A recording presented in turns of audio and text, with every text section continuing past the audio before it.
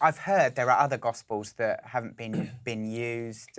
For example, I think the famous one is the Gospel of Thomas, and also I hear fairly often people claim that the Bible was written and even picked by people in this conference, I guess, called the Council of Nicaea. So I guess there's a couple of questions in there. What do we do with these gospels that haven't made it into the Bible? And was the Bible just picked and chosen by a group of people a few hundred years after the event supposedly happened?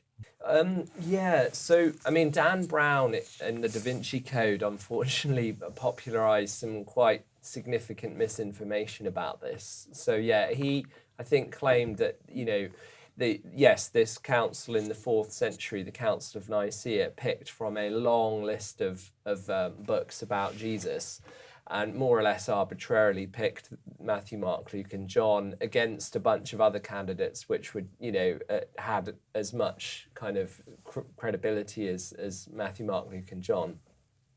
So yeah, that is quite far from the reality of things.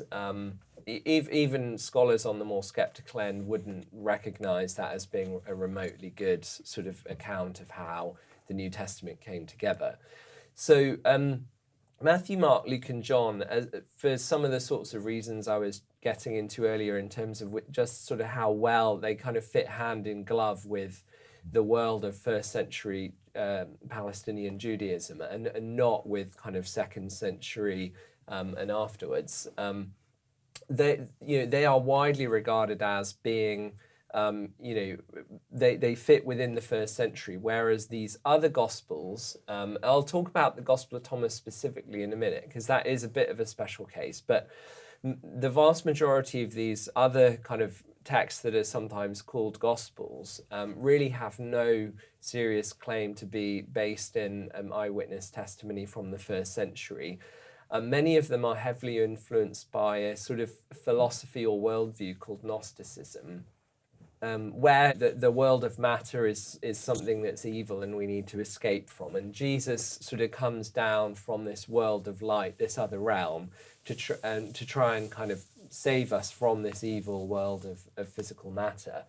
So it's a really strikingly different worldview from the worldview of Jesus' first followers, who were devout Jews who believed in the goodness of the physical creation, this world that God has created.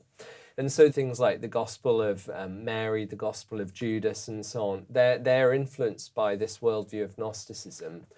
And it's quite clear that they really don't even try to get details about the places, the geography. They're not really even attempting to do that. Jesus is essentially a sort of talking head as a vehicle to espouse this philosophy of Gnosticism. So when you start to dig a bit deeper, that they're not in the same league at all. And you don't have to be a Christian to kind of see that they're just a very different kind of thing. The Gospel of Thomas, so it's true to say there are some scholars today who think that the Gospel of Thomas could be dated quite early, maybe some point in the 1st century. I would say the majority of scholars today, I would say, think it's a 2nd century document, so it's still quite a long time after Matthew, Mark, Luke, and John. Now, one thing you'll notice is the Gospel of Thomas is literally just a list of sayings of Jesus. It doesn't have any stories about things Jesus did. Some of those sayings are quite similar to what you'll find in the Synoptic Gospels, but some of them are very different, and those ones which are very different seem to be influenced by Gnosticism. So in a sense, when you look at it like that, the Gospel of Thomas really doesn't add anything to it. Insofar as there are bits that are different, they are the most historically dubious bits. And then again, that's not for sort of Christian reasons. It's because they just clearly don't fit with Jesus' 1st century Jewish context. And so, yeah, the idea that the Gospels were picked is really very far from the truth. We've got a number of pieces of evidence from different parts of the Roman Empire in the sort of early to mid 2nd century, with people all writing as if it's completely taken for granted that Matthew, Mark, Luke, and John are the authoritative texts about Jesus' life. And they're in different corners of the empire, so it's not they're sort of colluding. It just seems to be the case that organically, these are the texts that everyone knows are the ones that are rooted in the eyewitness accounts. And this is before any of these other ones have even been written yet. And so that's why I think we can be confident that it wasn't this sort of council in the 4th century that picked which Gospels to include.